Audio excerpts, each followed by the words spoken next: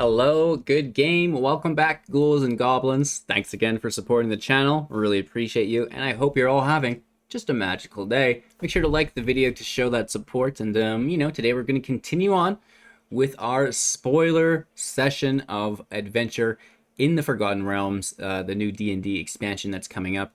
Quick reminder, once I reach 35,000 subs on the channel, I'm going to be buying someone's complete rare playset of D&D, so definitely get in on that. There's still room to enter, and if you're looking for more information, definitely check out the Linktree link and jump in the Discord there. So today we have July 2nd, some cool cards and an actual new kind of card for us to look at here as well. They're level up enchantments. So here's July 2nd, Adventures in the Forgotten Realms, spoilers for Magic the Gathering. Let's get into it.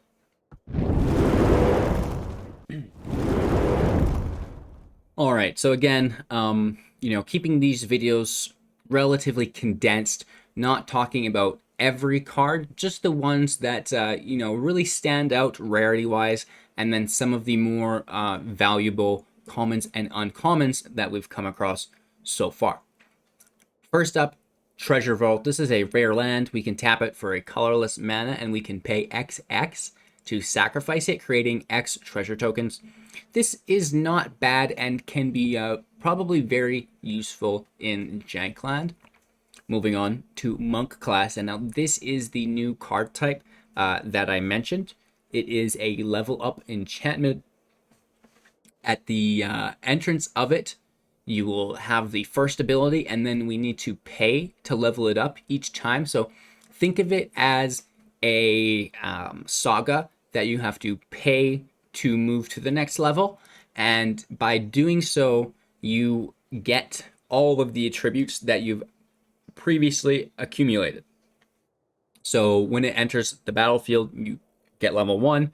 When you pay for level 2, you now have level 1 and level 2, and then you pay for 3 and you have all 3 levels active, which is really nice. So that's why you're paying for them, because they all remain active, whereas sagas are just a triggered ability, and they do not get more value than once they've triggered, right? So it's a one and done, whereas the enchantment class card is really, really cool because we can level it up and have it remain in play and receive additional value from it turn after turn. I like it. So with that being said, when it enters the battlefield, the second spell you cast each turn costs 1 less to cast. This is relatively nice. It only costs, a couple spells to have the monk class now paid for itself. When we level it up for 2 more additional mana, total of 4 here at this point, when this class becomes level 2, return target non-land permanent to its owner's hand. So this only triggers once, whereas level 1 is active passively all the time. Level 3, at the beginning of your upkeep, exile the top card of your library for as long as it remains exiled. You may cast this card from exiled as long as you've cast another spell this turn. So this is quite interesting. You're gaining access to additional cards from your library, which is good, but you do have to be casting before that. You do have the cost reduction on the second, which is really nice. I don't mind it. I don't see it changing the current meta, but I do think, as we move towards September and rotation, that there could be something built around the monk class, potentially a Jezekai deck or something like this. We're just going to have to wait and see. So, that's pretty cool. And we have a lot of these enchantment class cards, which is pretty cool. So moving on to the next, we have Paladin class for 1 mana. And again, these are non-legendary. You can stack these cards, just like you would a saga. Spells your opponents cast during your turn cost 1 more to cast. That's alright, but it's, nothing special. Obviously Extinction Event, Shadow's Verdict, these are sorcery speed, so you're not offsetting the pace with it like you would with Redain. Level 2 for 3 mana. Creatures you control get +1/+1. That's not bad, right? That's pretty good. And finally, level 3 for 5 mana, which is pretty expensive. Whenever you attack until end of turn, target attacking creature you control gets +1/+1 for each other attacking creature and gains double strike. Okay, so that's actually pretty good. It's expensive, but it's pretty good. And the fact that, you know, you only have to pay that 5 mana once, and then that effect is just in play always, is really, really nice. The one thing that we should talk about, though, is the fact that, it pains me to say, Binding of the Old Gods, it's going to be everywhere. Moving on, Book of the Exalted Deeds. Now, this is kind of janky, but at the same time, I kind of like it. Woo! For 3 white mana, a legendary artifact, at the beginning of your end step, if you gain 3 or more life this turn, create a 3/3 angel token with flying. That's really good, right? And then we can pay an additional 3 mana to tap it and exile it. Put an enlightenment counter on a target angel. It gains, you can't lose the game and your opponent can't win the game. Activate it only as a sorcery. So this is very good. Not only can it create angel tokens for you, but it can give those angel tokens this ability, which is great. Word on the street is Faceless Havens every creature type, but you'll have to bring it into play first to activate all of those creature types.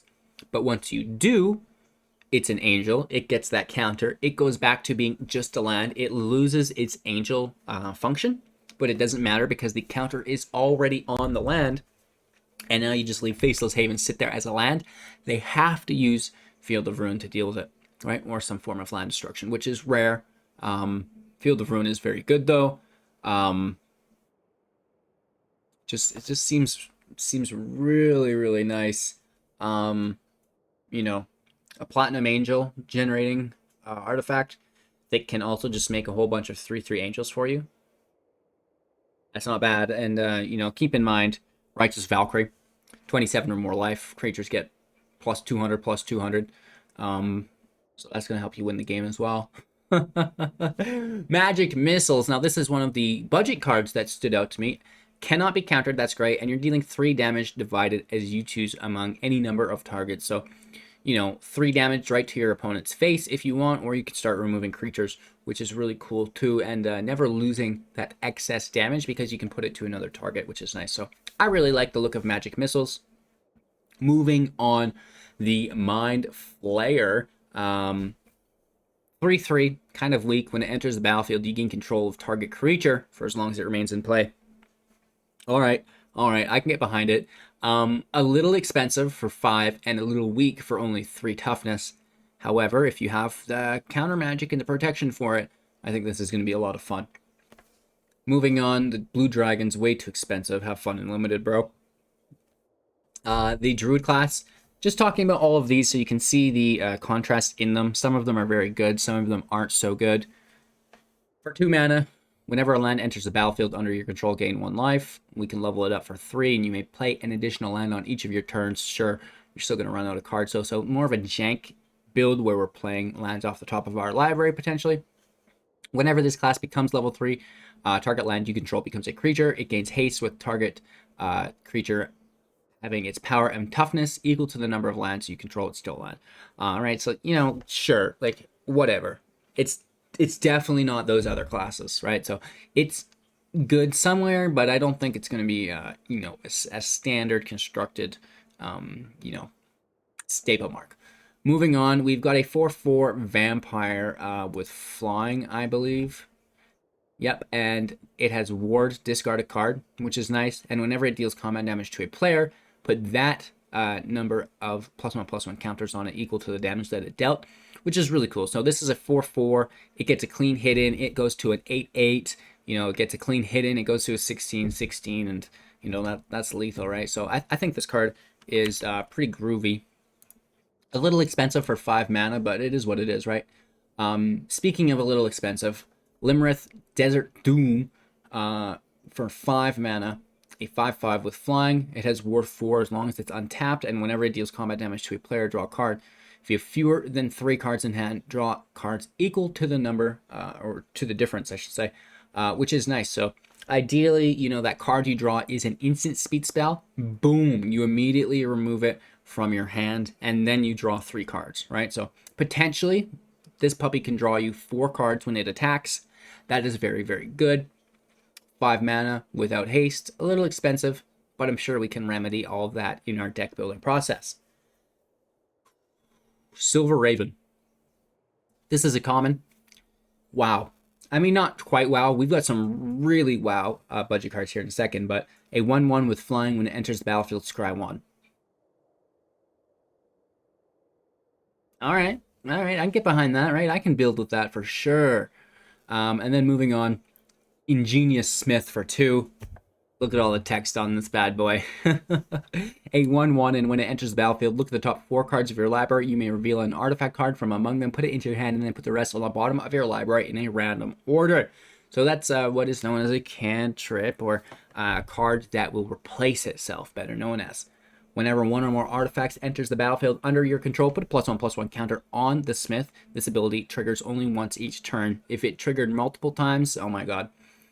But it's a 1/1 for 2 that will allow you to pull out, oh, I don't know, Maul of the Skyclaves. And then when you play Maul of the Skyclaves, it's a 2/2 because it's an artifact. And then the Maul pushes it up to a 4/4 with first strike and flying.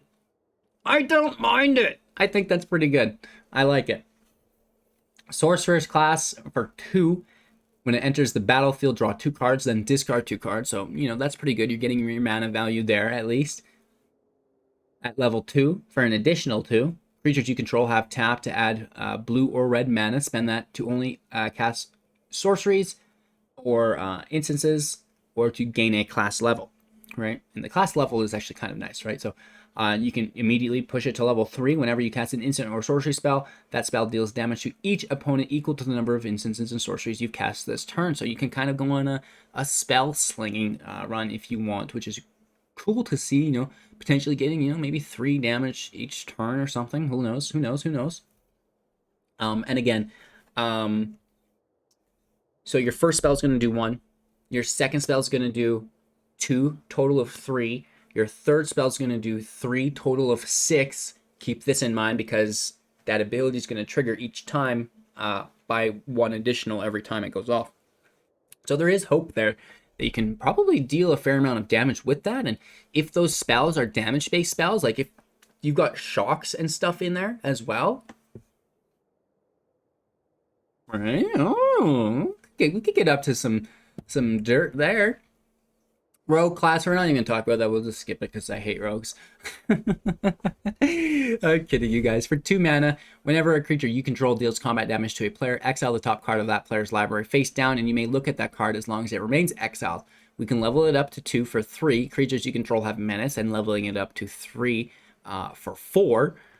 You may play cards exiled with Rogue's class, and you may spend mana as though it were any color to cast those spells. You know what? I think it's a cool card, but I don't think that it'll go in the rogue deck. I just don't see it. It is sorcery speed. They lose their ability to counterspell, and they are not playing a creature. They're just losing tempo through this, and they've got to pay later on as well, which they can do at instant speed on your end step. But then how will they play all their rogues, right? So I don't know if the rogues class will really see play yet. I don't think that it's a bad card. I just don't think that it will see play yet. Fighter class for 2. When it enters the battlefield, search your library for an equipment card, reveal it, put it into your hand, then shuffle. Okay, decent, decent. We can level it up to 2 for 3. Equip abilities will cost 2 less to activate. And leveling it up to 3 for 5. Whenever a creature you control attacks up to 1 target. Ooh, yeah. Whenever. Ooh. Easy, HGG. Whenever, don't get too excited, you know what I mean? Whenever a creature you control attacks up to 1 target creature blocks it this combat if able. So you can actually pick their blockers for them. That's fairly exciting, right? If they have a, you know, oh, I don't know, an Edgewall Innkeeper, for example, right? Something that they're never going to block with. Or a Skyclave Apparition, something they don't want to block with because it's got your card exiled underneath of it. You can force that block and, you know, get some value that way, which that's actually pretty decent. Moving on, Ranger class for 2 mana. When it enters the battlefield, create a 2/2 green wolf creature token. Wolf, baby. For 2, we level it up to level 2. Whenever a creature attacks, put a +1/+1 counter on target attacking creature. Wolf, that's nice as well. We're level 3. 4 mana to get there. You may look at the top card of your library at any time, and you may cast creature spells from the top of your library. I do not mind that, right? I think Ranger's class is very, very good. Wizard class for 1, no maximum hand size, level it up to 2 for 3, draw 2 cards, and then level it up to 3 for 5. Whenever you draw a card, put a +1/+1 counter on a creature you control. I don't know about that so much. Maybe. We have Minsc Beloved Ranger for 3. I think this is probably a commander. But it's a 3/3. When it enters play, create a 1/1 legendary hamster creature token named Boo with trample and haste. It's just fun, right? And we can pay X until the end of turn. Creatures you control, target creature we control, I should say, has base power and toughness of X and becomes a giant in addition to its other types at sorcery speed. So you can obviously, increase the size of the hamster, which is pretty cool. And it's got trample, which is nice, and haste if you had a ton of mana available for that turn. And yeah, I think it's a cool card, right? I love cards like that. Barb class for 2. Legendary creatures enter the battlefield with an additional +1/+1 counter on them if they're under our control. We can level it up for 2 to level 2, and legendary spells you cast cost green and red less to cast. This effect only reduces the cost of colored mana, not touching generic mana, right? So, that is pretty neat. You can potentially get the mana back. And for level 3, for 5, whenever you cast a legendary spell, exile the top 2 cards of your library, and you may play them this turn. I honestly see this in a commander deck. I like it, but you lose too much tempo here. For example, it goes great with the Beloved Ranger. Honestly, it does. This is going to go good in a commander deck. It's a legendary. It's going to be a 4/4. The 1/1 hamster is going to be a 2/2 hamster now, which is really good. So I think that, it may have Gallia on its side right now. I just don't see it in the long term being able to compete in an all legendary deck like that. Whereas the commander deck, I think, the card pool is bigger, and even in Brawl, you're going to have that option there. So that's kind of cool to think about. The Cleric class, we're almost done. For 1, if you gain life, you gain that much +1 for 4 mana. Whenever you gain life, put a +1/+1 counter on target creature you control. And then for 5, return target creature card from your graveyard to the battlefield. You gain life equal to its toughness, which is nice. So, it's not great, but it's good enough, right? Just bringing something back from the grave eventually is cool.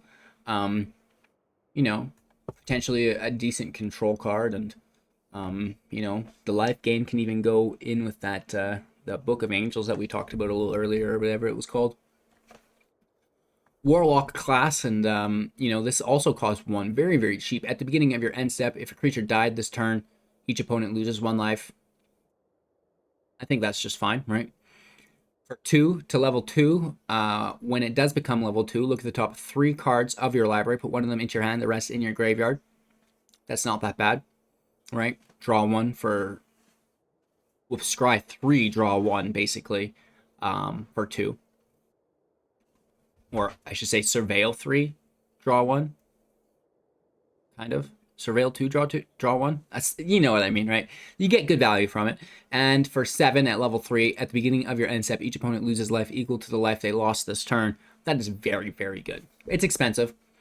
Speaking of expensive, the Old Gnawbone for 7. It's a 7/7 with flying. Whenever a creature you control deals combat damage to a player, create that many treasure tokens. Woof. So this is expensive, probably not super relevant on itself. However, you start comboing this with other things, maybe some graveyard recursion. Wow, this is a jank builder's dream come true. And I like the flavor text here. You can learn a little bit more about the dragons. The ancient green dragon, Claudimator, is often seen with a mangled corpse dangling from her mouth. So that's actually a lady dragon, which is cool, and quite the name there. Moving on, Zorn for 3, a 3/2, and if you would create 1 or more treasure tokens this turn, instead create that many tokens plus 1. Whatever, who cares? Barbarian class for 1. Now this is actually really exciting for me. If you would roll 1 or more dice this turn, instead roll that many dice plus 1 and ignore the lowest roll. We can level it up to 2 for 2, Whenever you roll one or more dice this turn, target creature you control gets +2/+0 and gains menace until the end of turn. Wow, that's really good as well. Finally, level 3, for 3, creatures you control have haste. I like that. I do like that a lot. So yesterday we took a look at some of the, or in the last spoiler video, some of the dice roll mechanics, and Barbarian class can stack, and we seen the thing that's like if you're rolling higher than 15, make a token roll again. So like there's definitely going to be a dice deck in the works here at some point coming your guys' way. Moving on, we have Dancing Sword, and now this excites me as well. For 2, equipped creature gets +2/+1, equipped for 1. When equipped creature dies, you may have Dancing Sword become a 2/1 construct creature with flying and ward 1. It's not an equipment. You can put that on Fervent Champion right now immediately. You've got a 3/2 with first strike. When it dies, you get a 2/1 with flying and ward 1. Pretty good value, I think. So those are the cards for today. A little bit of a longer video because we had to break down all of the new enchantment class cards, which I'm actually fairly excited about. Let me know what you guys think in the comments below. Again, thank you all for your time and attention. I really appreciate each and every one of you. I hope you're all having a magical day. Make sure to like some more, watch some more videos, I should say, to support, and like this one on your way out. Cheers. We'll see you soon in the next.